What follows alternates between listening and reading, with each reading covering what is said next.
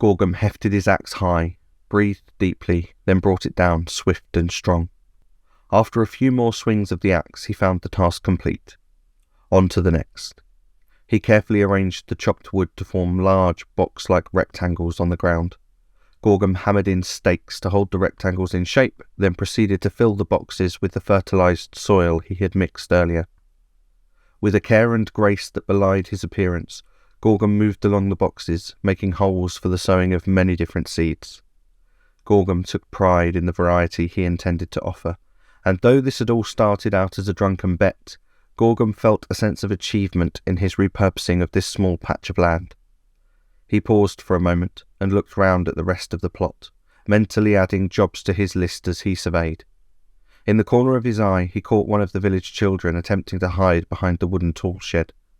Gorgum's flowers were highly sought in the village and oft stolen, so his mind immediately jumped to that assumption.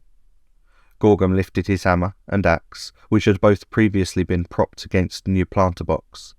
He raised them high, turned to the direction of the visitor, and lurched forwards, waving them wildly.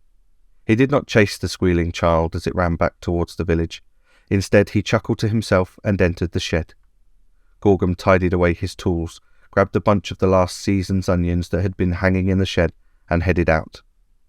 Making his way back up to the house, Gorgum spotted a small group of men armed to the teeth and headed his way. Gorgum sighed. Angry villagers were not what he needed right now. This was not the first time he'd chased a thief from his garden, only for the entitled humans to come to their aid in a misplaced sense of honour. He hadn't hurt anyone, but they never saw it like that.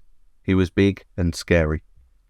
Much to Gorgum's surprise, as the band approached, they kept weapons low and seemed to be looking largely past him. As they reached him, the leader spoke. "Turn back and come with us, troll. Reports of a plague bear headed towards the village. We're headed out to meet it.